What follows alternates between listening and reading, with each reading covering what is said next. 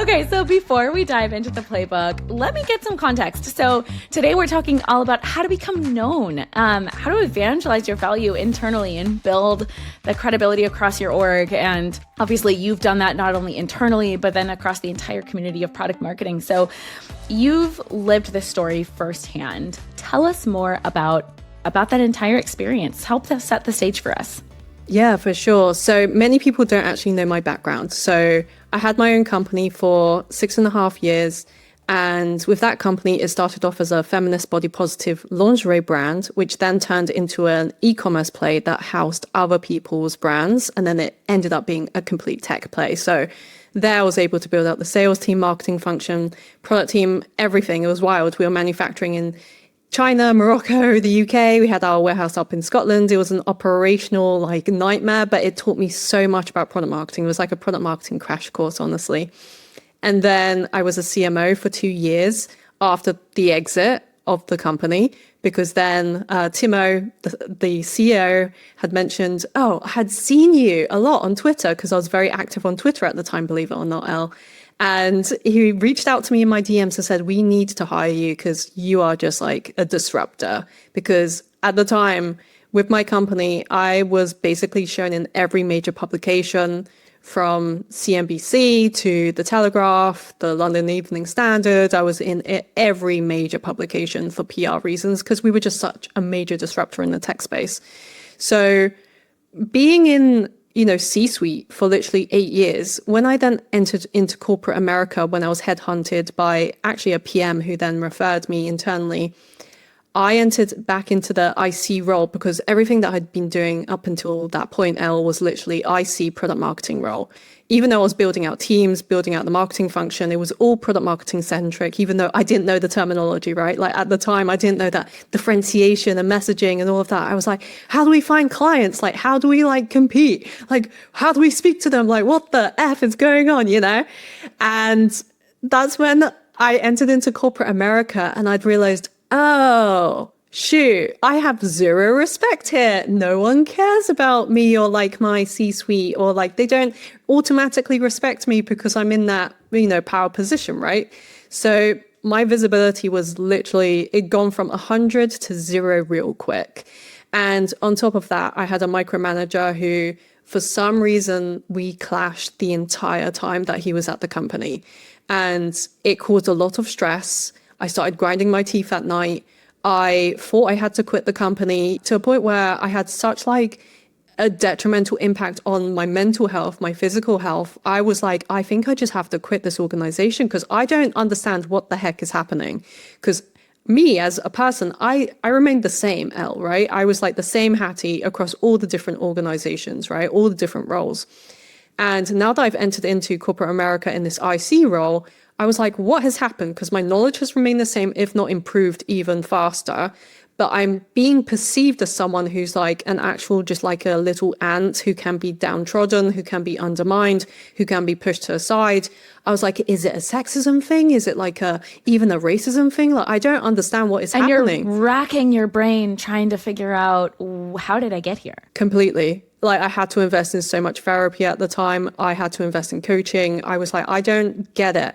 And then it was the minute that I realized, okay, let me just take a step back. I love the product I'm working on. I love the company. I do not like my micromanager, but I like everyone else. So what is it that I can control? And the thing that came straight to my mind, Al, was the fact that not only wasn't product marketing understood or valued, but because I was the PMM, he felt that he could just downtrodden me in order for him to keep growing in his career as a director, right?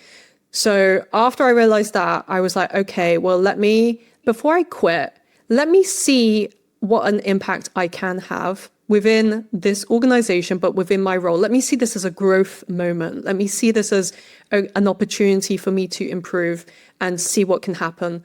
But it was a real shift in the visibility factor and the respect factor between literally being for 8+ years super respected, super visible in terms of publications worldwide. I had amazing teams work with me. And then that was the toughest scenario that I found myself in. Yeah. Wow. That's an incredible story. And I think that it's going to resonate with a lot of people. I myself have experienced almost everything that you described, from grinding your teeth at night to needing to invest in some therapy to try to figure out what is going on here, and dealing with an incredibly toxic, awful manager. And it's frustrating because then you go from having a sense of authority, especially from where you were being part of the C-suite, to not only being in, a grunt work role, but having your voice and your value kind of squashed by someone else. And what's interesting that I realized while you were talking about product marketing, and your unique background really illuminated this for me. And one of the reasons why I think I personally am so drawn to product marketing is that we do so much more than typical marketing, right? It's a lot of the strategy and enabling sales and driving revenue. And you kind of have to have an entrepreneurial spirit to be a really excellent product marketer. And so it's just so natural that your background in entrepreneurship, in part, is what makes you such a great product marketer. So just with your overall, the shift that you had to go through, I guess, what was the task at hand that you needed to do to change that dynamic? And I guess, what approach did you take? Yeah, so it was wild because I found myself in the first round of layoffs and just seeing it happen. Luckily, it didn't impact me, but I saw my very, very, very good friend, a very smart designer, get let go in the first round. And it shocked me because as you see on Slack, when someone is let go, there's that black and white screen that you see their photos in. It's kind of like a memorial. It's really quite sad. It's really gross. But I actually saw it turn. He messaged me and said, "Hey, it was really nice working with you." And I was like, what the heck is happening? And then I saw the screen turn from colored to black and white in front of my face. So I start shaking visibly. I'm like, what the heck is happening right now? Because he was so amazing, so incredible. Just the quality of work that he created was it just second to none. And then all of a sudden a town hall meeting pops up literally 5 to 10 minutes later in my calendar. I'm shaking visibly because, I live alone. I don't have rich parents. I've come from poverty, right? My dad was a baker. My mum was a cleaner. And I don't have anyone to rely on. So I'm literally the one who's paying my bills. So then after I realized that it wasn't just the first round of layoffs that were happening, but it became 2, it became 3, up until it became 5 before I quit. After the first round of layoffs, I realized I need to make sure 100%, undoubtedly, absolutely guaranteed and certified that everyone understands what not only product marketing is and the value it has, but also on a personal level, what I'm doing, why, and how it's adding value. Because I was like, I am not allowing the man in this organization in the sky or up above, the phrase "the man," to decide my career for me and to derail me or to send me out on the street. That's not happening. No way in heck is that happening. Right. So I was like, okay, I need an absolute clear understanding of how to build up my perception and build it up fast. I need to do this within weeks to a month. I do not know when the next round is happening. Right. And this was a private equity backed firm. So who knows what would happen. As I mentioned, I was the exact same person for 8+ years in C-suite. So I had recognized that it wasn't mainly a me thing. It might not have even be a knowledge thing. It wasn't even a skill thing. It was purely perception, purely visibility.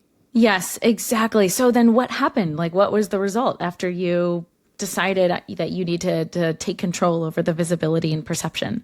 Yeah. So it was wild because once I cracked the code on how do I build up my visibility? How do I make sure people understand me? They trust me, they know me, maybe even they like me, but that was at the bottom of the barrel. I was just I need people to understand why I'm there, the value I'm providing. I was literally brought into PE meetings, private equity meetings, within a month.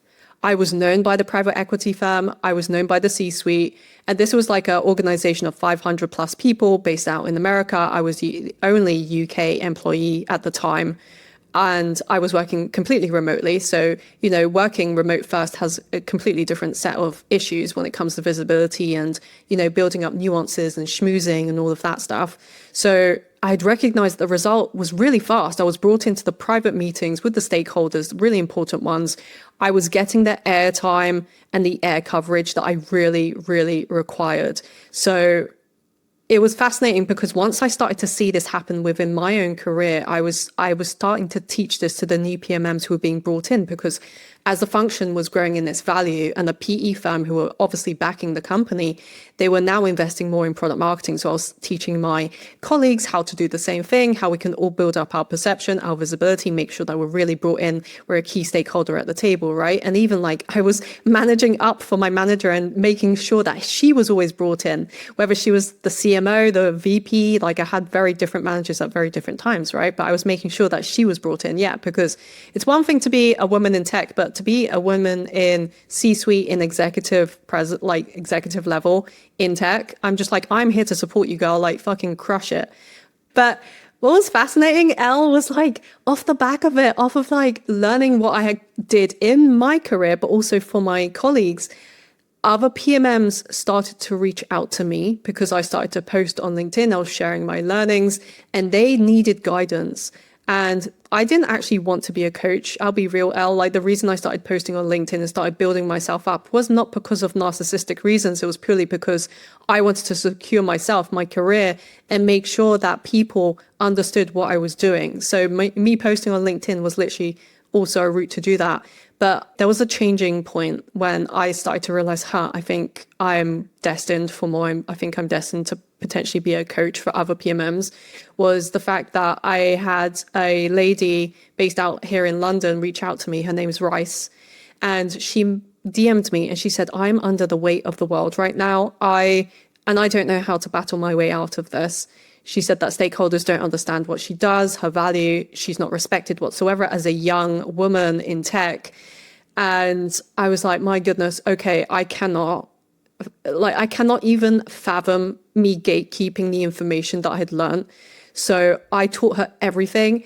And within the space of just a year, Elle, she literally turned her career around from being not respected, undervalued, underpaid, to now she's working at a major corporation. She's making killer money. She's so respected and she is loving life to a point where I actually bumped into her and her boyfriend was like, thank you so much. I was like, of course, like, Hattie, like, I'm here to help your girlfriend. Like, she's great. Rice is great. And that was the only reason then, Elle, that I created productmarketers.com and also the Profitable PMM Challenge, because I want to get people to their goal within 5 days. What I did with Rice in 9 to 12 months, which she started to see a shift within 3 months of that, packaged it up into 5 days. Can you imagine? So I'm just like, I'm not gatekeeping this anymore. It's had like insane shifts, insane breakthroughs in PMM's lives. I love it. I have goosebumps. We need to dive more into this. So I want to take this big experience that you had yourself and then even saw it again repeated with Rice, where as a product marketer, you're in this position where I think it's exacerbated by having a terrible manager. But even when you don't have a terrible manager, it can be very easy for product marketers to be stuck in a non-visible, I don't want to say role, but I guess like function. The function of product marketing can be very easily non-visible because we don't own a metric, right? So we're not like reporting pipeline like our counterparts in maybe like a demand gen type role would be. So let's take that experience and let's turn it into a playbook for product marketers. So let's say I'm a PMM, maybe similar to Rice, who wants to evangelize my value for my organization. What's the first step I need to take to start that journey? Yeah, for sure. I love that you're breaking this down because Rice was the first client, but I've had hundreds since, and it's always worked for them. Yeah, so let's get deep into this. I'm super excited. So step one is realizing if you focus on not only the quality and delivery of the tactical work, but the communication that goes along with it. So the quality and the delivery of the communication, that will no longer allow you to be seen as an assistant or a purely tactical PMM. And it's super key. This is why every client that I have, I always recommend they take at least one improv comedy class. It sounds wild, But I've taken so many improv comedy courses, which I recommend to my higher level clients who are literally 10 plus years in the game. I have a couple who are 30 plus years in the game. And I'm like, just take a full 8-week course, because you're going to learn the art of communication and how to think off the top of your dome, and also remove the pressure and the stress that comes with it. Because here's the thing, if you learn how to forcefully find opportunities within your organization to speak to what you've done and how you've contributed to projects, because as you've rightfully said, we don't own specific pipeline metrics. We require other people that we work with in order to action the work that we then create, and then the results come in. So therefore, we actually need to be a really good communicator. We need to be a good negotiator. We need to be a good persuader for other people. Then that's going to have like the step one unlock. And then the next stage from that is figure out your personal ICP. Now, what do I mean by that? Usually you think of ICP as your organization's ICP, who you're trying to attract for your customers, but who is your customer, like ideal customer profile within the organization internally? That's super key. Yes, I love that. Okay, so how do you do that exactly? I mean, like, what are some examples of an ICP for a PMM? I think the obvious ones that I can think of are like product or sales, but how should PMMs start to determine who their internal ICP is? Yeah, a lot of people start with those departments, but actually it truly isn't most of the time, which is super surprising. That's why a lot of PMMs will catch themselves in the flywheel of providing sales with a bunch or providing product with a bunch, and they don't see their personal career moved forwards. Your real decision maker, your real ICP, it might not even be your manager. But it's about finding who fundamentally decides your career, who fundamentally decides your bonuses, who fundamentally decides your promotion. When it comes down to making cuts, who is deciding who makes cuts? Is it actually your CEO, or is it someone in his or her ear telling them what to do? Is it a PE firm? Is it a VC fund? Like, you have to get down to the root of this. Once you find out the root, and if you really make sure that you're on their radar, that is your true ICP for your career. And when it comes down to it, I'm a big fan and a big proponent of own your career where you can. We can control what we can, right? And if you get down to that, that is like who your true ICP is. It might not be your manager. It might not even be the CEO. It's about who, when it comes down to it, makes the decisions when it comes down to your career. Who has the power and influence? And typically that's someone who's hanging on to a budget, or they have some kind of authority or power in the organization. Very commonly a VP and above type of person, but may not be. Okay, so let's say, getting back to our playbook, I've identified who my ICP is, right? What's step 2? What do I do with this information now? I have a question for you, Al. Have you ever thought to yourself that if you just keep doing great work, eventually someone will notice? I think that people around me may notice, but I don't necessarily think anyone's going to do anything with that information. Exactly. You're exactly right, because I quickly realized that great work doesn't speak for itself. People do. And sometimes I feel like I need to repeat that. It's not about the great work. Great work doesn't speak for itself. People do. And realizing that great work doesn't speak for itself means that who internally can speak on behalf of you, outside of your little circle, who knows how much work you do, who knows how much effort you're putting in, who knows how careful you are and how much of an empath you are when it comes to your customers and how you approach work. But who is it that can speak on your behalf positively, who can share in the right way, and then find the metrics that are associated with it? And that's mainly step 2. Yes. And one thing that I found successful in doing that in my career is anywhere I start somewhere new, I'll create, and this is just an exercise I do for myself, I'll create a quick stakeholder map. And in that stakeholder map, I'll figure out who do I need to communicate, how often, and what do I need to communicate up to them and to what depth. And that in turn determines, if I do a monthly update or a weekly update or a quarterly update, and what that person cares about It's very similar actually to like an ICP persona buyer team exercise, but it's for me. And it's like, okay, here's the GM of the business. What does that person care about? Here's the, my VP of product. What does that person care about? Here's the CMO. What does that person care about? And as I'm mapping out these various stakeholders, what are the metrics these individuals are responsible for? What are things they care about? What are things they're tracking? And how does my role and my job influence those? And that determines then how often I should be communicating my impact, the value of me and my team up. So I'm curious, like, is an exercise like that anything that you've seen or done, or do you have other examples of what maybe that looked like for you when you were in the thick of it? Yeah, for sure. So you're 100% correct. And if I was to add to this, it would be the fact that a lot of people get hung up on the product marketing charter and they think that that's like the holy grail. So they'll be like, oh, I created a product marketing charter with everything. And they'll feel like, okay, well, this is the silver bullet that will solve all of my issues. And it's like, no way, dude. Like, it's going to sit in the archives of some random place that no one else will check it out. And you've spent like hours creating this thing that might not even be looked. It's just a waste of time. But when I say to my clients, it's a waste of time unless you use it as part of a roadshow, now it's effective, right? So again, it's the quality of the work that you're creating, but also with the communication aspect. The minute you remove the communication aspect, people will not go looking to understand or consume this bit of charter in a way that you think that they will.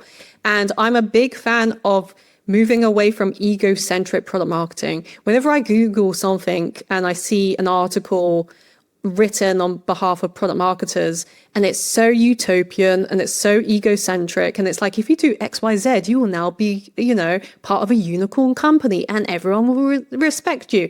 And here's your trajectory for your career. In 5 years' time, you'll be earning XYZ. And I'm like, you have made this out of literally thin air.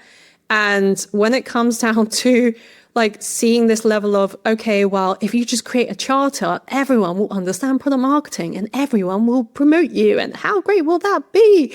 And it's like, dude, you don't understand the nuance of the stakeholders we deal with, the troubling people in tech, in the developers, in the product team, in blah, blah, blah. So the pairing up of the product marketing charter with the roadshow is the killer combination. Yes, I love that. Okay, so getting back to our playbook, we've got step 1 of identifying your internal ICP, and then step 2 within those ICPs, figuring out which one is going to be who's going to be your champion, whether that's through a stakeholder map. And not absolutely everybody who's an ICP will be a champion, right? So figuring out which one is going to go in the rooms where you're not in and speak that value on your behalf because of all the hard work that you've been doing to communicate your value. Then what happens? I guess what's in step 3? Yeah, step 3 is a really, really good one. And what I would add to what you said is if a ICP person is not a champion, it's about making them a champion.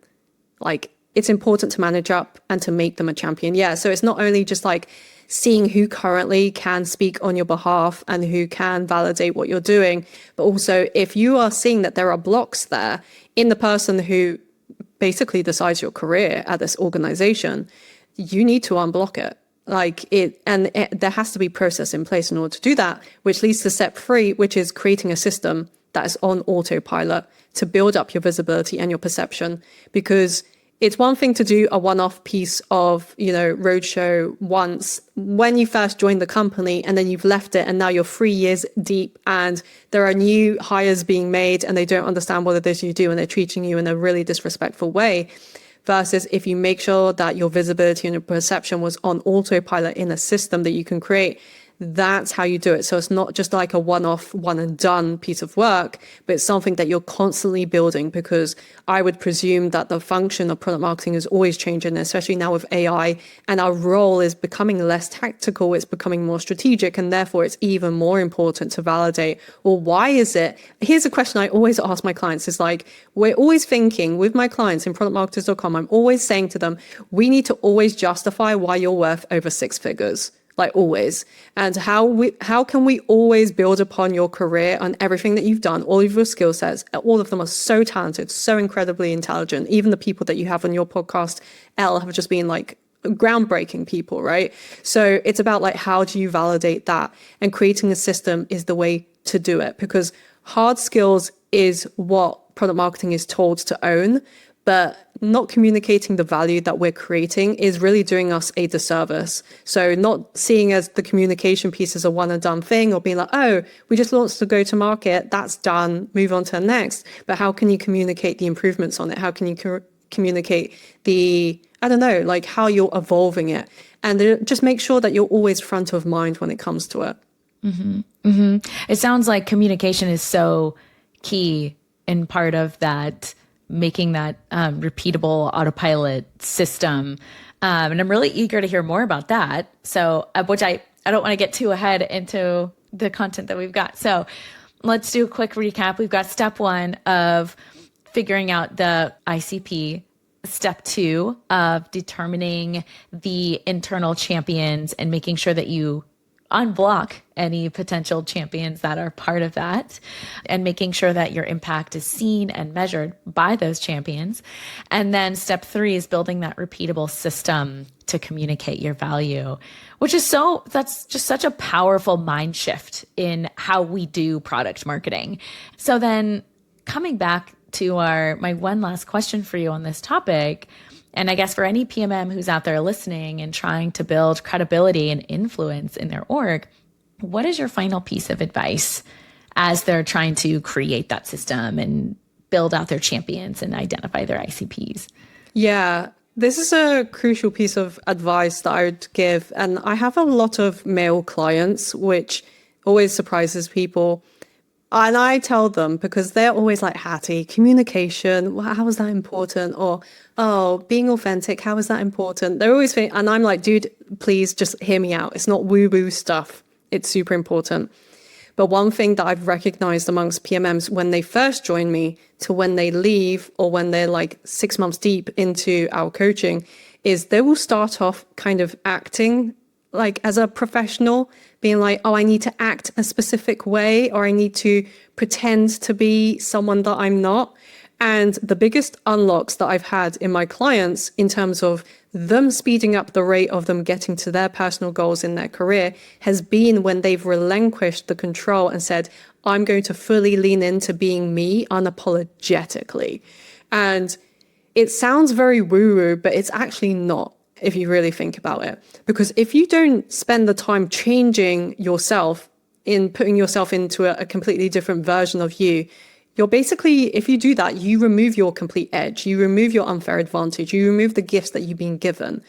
Because I have a real world understanding of, we as PMMs, we as humans in general, we are given specific strengths in each of us that allows us to be reliant on one another. That's how we can work as an ecosystem. It's like systems thinking to how we in tech are built. And also when it comes to building teams, which I've done multiple times, I'm always thinking about, okay, well, what are the different strengths that I can have within my team members, and how can they complement one another? So when I see PMMs come to me and they're like, oh, I read this article on, XYZ, like habits of a good PMM, or how I should be, or the skill sets to have. And it's the antithesis of their superpowers, of their unfair advantage. I'm like, you need to cut that out as quickly as possible and lean into what gives you your strength. Lean into what is your unfair advantage and bring that to the table, because that will actually be your unlock and your key to speeding up your success factor.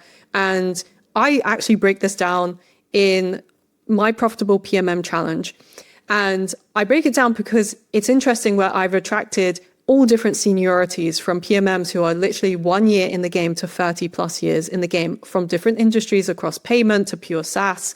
and more in different geographies from Colombia to the US. It's wild, like the breadth of different people that come into a profitable PMM challenge. And it's fascinating because I can feel and see the shift in the PMMs where at the start of the week, they're acting a specific way, like, oh, this is what a professional PMM acts like. And towards the end, everyone's like open and vulnerable. And they're like, my goodness, this was like therapy, but equally I'm now strengthened. I'm motivated. I now feel like I can own my career as opposed to being like a bystander and watching my career fly before my eyes because of someone above.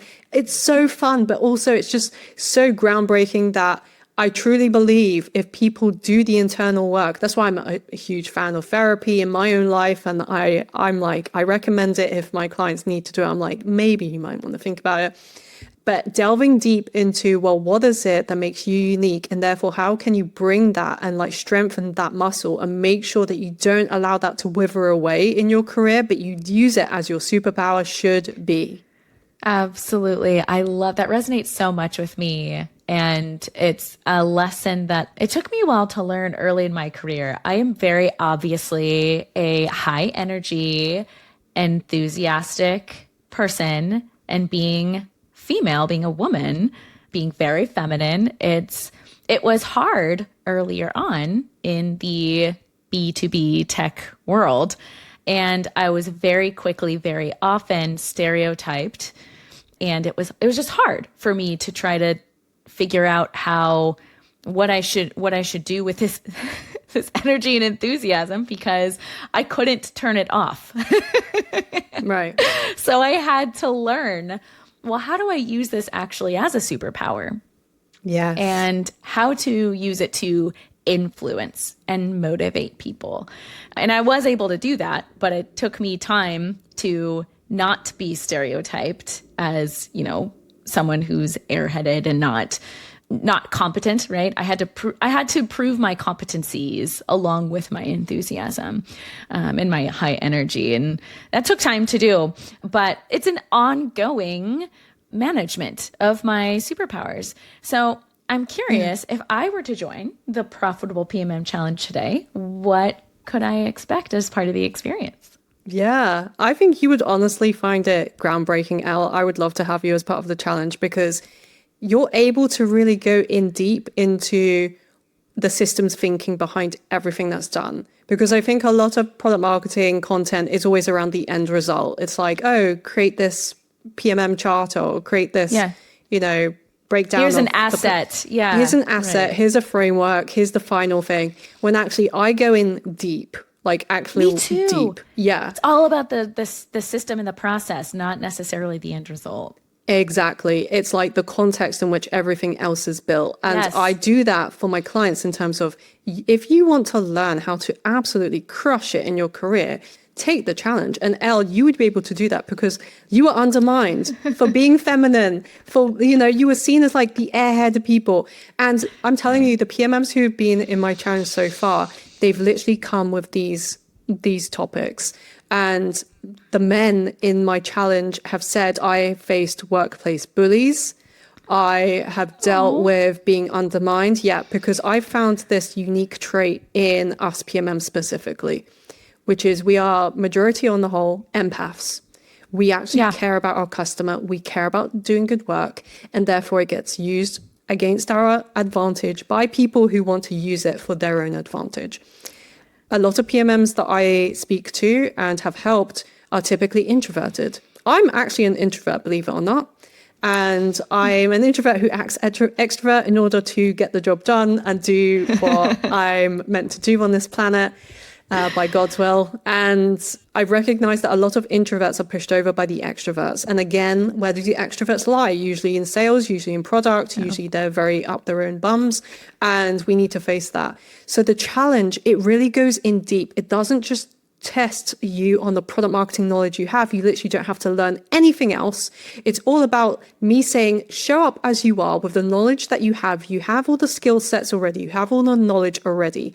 This is about now learning how to unpack it so we can go in deep into the core of you.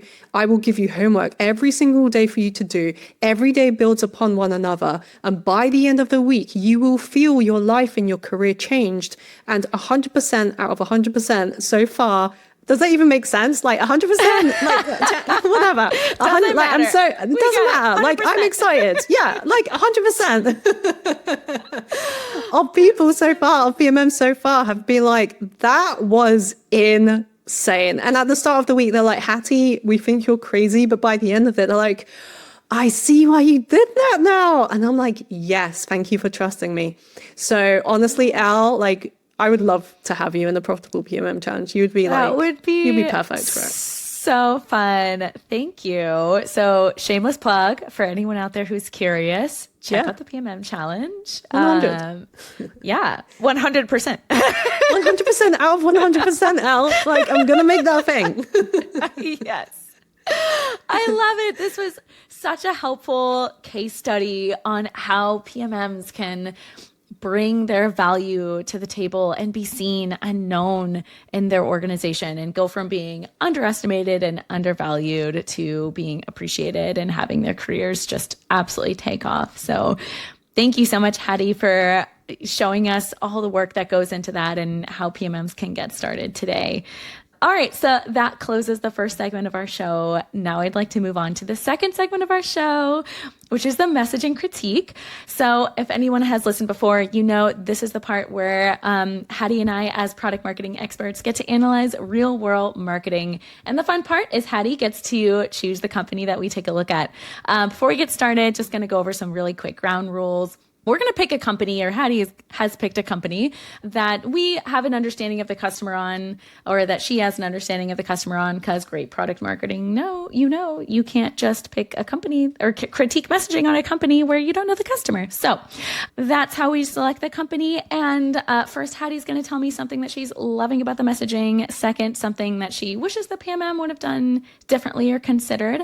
And then finally, we're going to do a quick, fun, creative brainstorm on what the PMM can do to take their messaging to the next level. Again, all about learning and refining our craft. No negativity, just a thoughtful, constructive critique. All right, so Hattie, please give us the unveil. Like, who's the company that you've selected today? Yeah, the company I've selected is called Guideflow. Okay, I'm going to open their website. I was so excited. I took a peek earlier and I squealed because it's so cute. So for everyone who's listening, it's Guideflow, GUIDEFLOW.com. And it's so cute. When you go to their website, there's like a little animated, they look like toys. Yeah, toy ducks. And they're so cute. They're like going down like a little slide, and it like immediately, before I even read anything on the page, it brings me joy just looking at it. Does it speak to you, Elle? It really does. I am in a season of life where I have a 3.5-year-old and a 16-month-old. So child play is very much part of my everyday. Yes, so it's probably love it. Hattie, please tell me, what does Guideflow do? Yeah, so they do interactive demos. And I've heard about them because, firstly, 2 of their sales guys came to one of my events here in London, because I throw PMM mini conferences every month. Yeah. And I was like, what the heck are you guys doing here? And they were so fun and so bubbly. And I was like, oh, interesting. Okay, I'll check you out. And then, Elle, what was interesting was I learned that a lot of PMMs are switching to them. As a company. Yeah. So I was like, okay, I need to check you guys out. Need to check it out. Yeah. Yeah. Okay. So interactive demos. I love it. Which, by the way, I think one of my recent guests also shared it wasn't interactive. Maybe it was like a self-guided demo platform kind of tool. So I'm really curious to see how this one differs, and maybe if they play in not the same market, but cater to maybe a different ICP. So I'll be really curious about that. So who do you think is Guidepost's target customer? Yeah, so they've made it pretty clear that their target customer are marketers in general, product marketers, customer support, sales, training and enablement, products, partnerships, and more. But I like the fact that they've been clear about who they're going after. Yeah. So just a quick question for clarification. Is it saying that is Guideflow, is it for a company to arm their internal employees with interactive demos? so that they can like go demo something for a customer or prospect at any time? Or is it for a company to create for any customer to be able to do an interactive demo? It's primarily, to my understanding, for an organization to show interactive demos on their website, but also the CS teams and the sales teams can do their own demos on behalf of customers and support them that way as needed. Yeah. Cool. So I think it's like a mix of using it on the website, but also directing customers directly either through a link, personalized link, and they'll be able to watch demos when they need support, which is pretty cool. Okay. It's cool that it like taps both sides, right? I agree. Okay, so what are you loving about their messaging? Because I've used the product, I actually delved into it because I'm always up for like using new products, especially if they're for PMMs. Like their product is generally truly beautiful, Elle. And what I then saw in like the messaging is, even though like I love their cute and playful nature, like you mentioned with the ducks, but I'm like, they are underselling themselves. I think that was what was most surprising to me. The messaging is just truly underselling themselves massively. And the use of like the AI based, I was like the messaging isn't speaking to what like really drove me in the product. And so it's really fascinating because I'm like, they do a great job of showing that, their tool is used by insanely great organizations, and the demo, the interactive demo that they actually show is fantastic, and the breakthrough and everything. But I'm like, I think you could go harder, dude. Like, I just think you can go so much harder, because most of the interactive demos that I've seen, they do obviously link into it speeds up, you can do it in seconds and not days. And, you can build one in 5 minutes. But because I've used their tool, it feels quality. Like I don't know. It's like that feeling is there. And I'm a big fan of anything that's quality, from the pens that I use to the products that I use. Hands down. I'm so sick of like garbage stuff that's really low quality. It's like, ugh. No, over that. And especially when you're at a specific seniority, you're just like, I just want to be surrounded by beauty. Like, I need to. And I'm like, I don't see any of the aha moments that I had in their messaging. And okay. So when I go to their website, it says show, don't tell, create AI-based interactive demos too. And then they've got this like kind of like a carousel of changing use cases. It's like upgrade your customer support, supercharge your sales. I'm waiting for the next one to come. Train your team in seconds. Onboard your customers, right? So it's changing. It's changing in all these use cases. And I kind of feel like, I don't want to get too much into your critique, but I kind of feel like they're trying to be everything everywhere all at once. Like they're focusing on all these different use cases, which I think are going to have very different set of problems. And by doing that, you're not, to your point, telling a good story on any one particular use case. Like, yeah, sure, your product could be used to train your internal sales teams, but let's focus on just converting customers. Then you can expand to some of those other use cases. I mean this like this is obviously like some kind of small company or startup. But what do you think about that? I would agree, because they have their use cases really clearly defined in their tab section. Yeah. But the homepage, I feel like if they speak to the fact that, for example, I know that PMMs that I've spoken to are literally switching from other interactive demos to Guideflow. And I'm like, well, tell me more, like why, etc. Because I'm always curious. I always want to be at the forefront, because I coach so many PMMs. So I want to recommend tools that are actually good, right?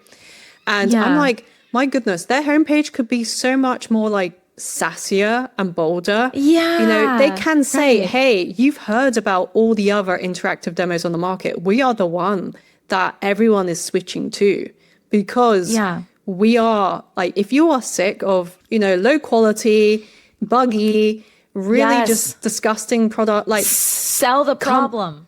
Sell the problem. Exactly. Like lean in and be bold with it. And especially because I met, like I said, two of the sales guys at my event, and they are French, and they are very, very charismatic, like full of personality. So funny. I'm like, this doesn't translate. Like the culture of the company from those two guys that I met are just so down to earth, so like up for fun.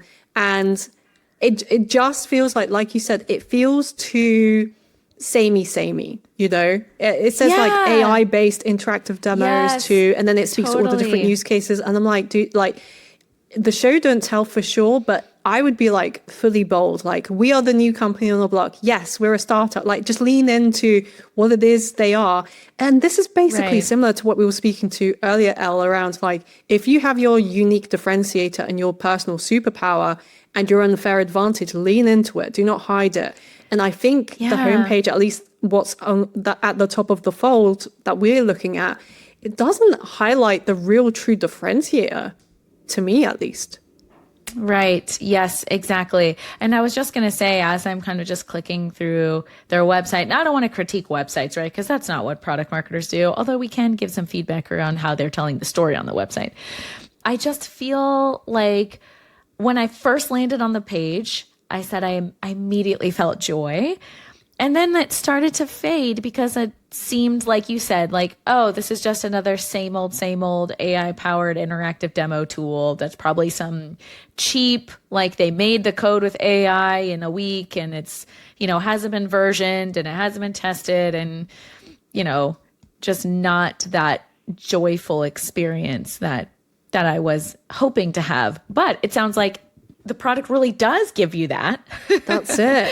Exactly. It's it's a perception play. It kind of links nicely to what we were speaking about earlier. It's a perception play. It's a perception play. Again, it's like being a fantastic PMM, but your perception is completely off.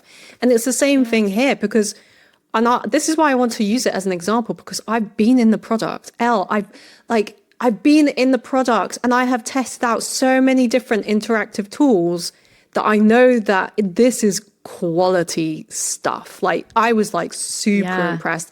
It has like this Scandinavian feel to it. Like, if anyone knows about Scandinavian like furniture and like the aesthetic. And when it's so good quality. And when I was in the product, I was like, my goodness, I was like, this feels like Scandinavian. This feels like good quality stuff. Yes. And when I saw the homepage, I was like, no, like, the messaging can be improved. Like there is like a ton of room for improvement. So I think you're right, Elle, in terms of if they keep, for example, their playful element, like the playfulness, which again was like this little ducks thing, it is actually very much in line with the vibe of the guys that I met in real life. They were very friendly, very funny. Yeah, they were just like, where should we go? Should we go to like pizza? Should we do steak? And I was just like, I will give you any recommendation you like, dude, because you guys are funny.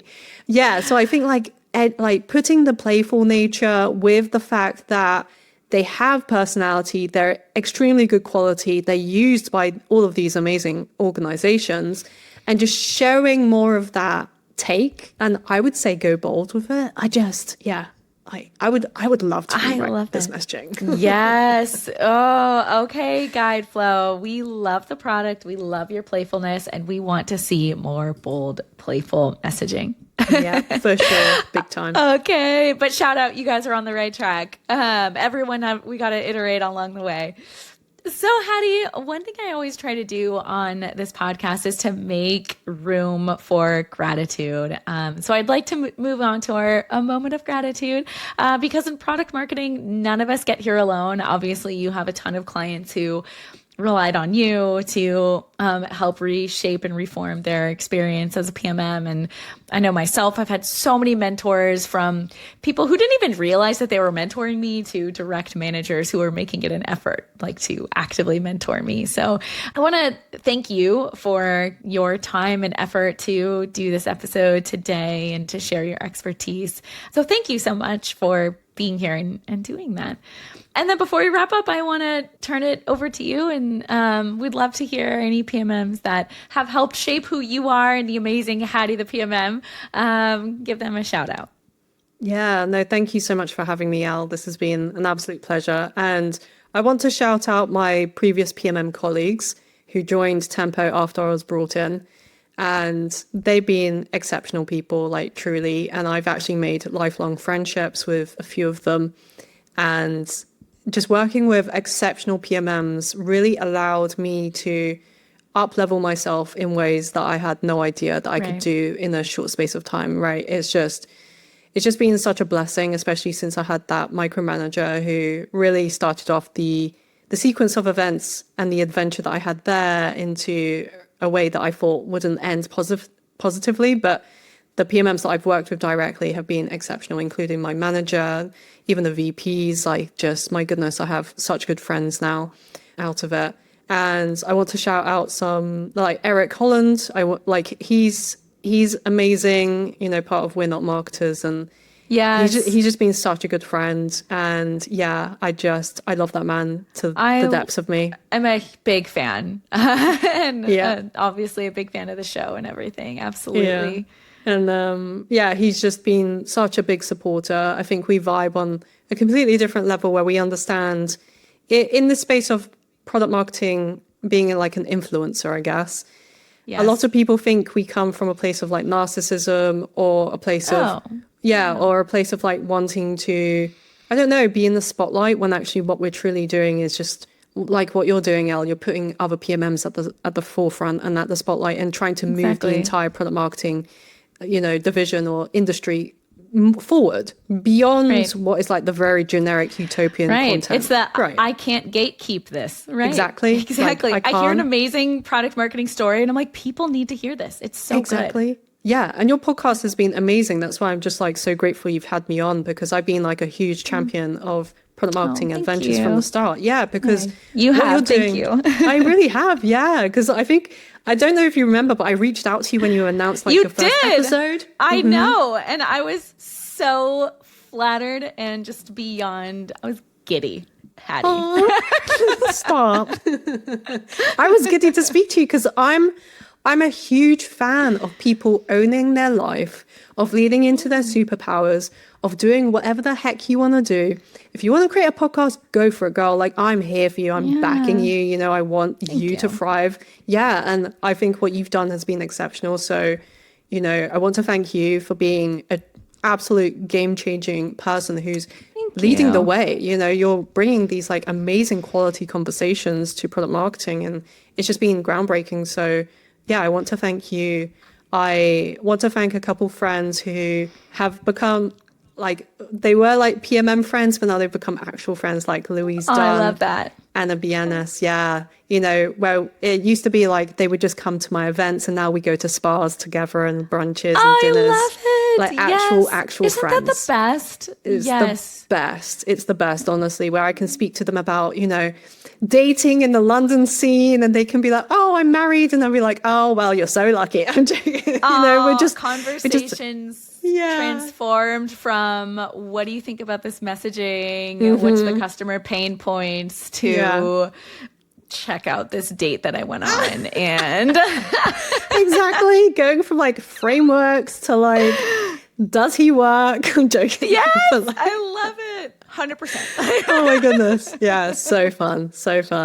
And finally, I would like to really thank all of my clients, like every single one of them, in all capacities, from big companies like Amazon, Miro, Meta, to small startups who are just like kicking off their career. Everyone inspires me so much. It gets me up in the morning, working late at night. They're all incredibly smart individuals. And yeah, I love product marketing to the depths of my soul.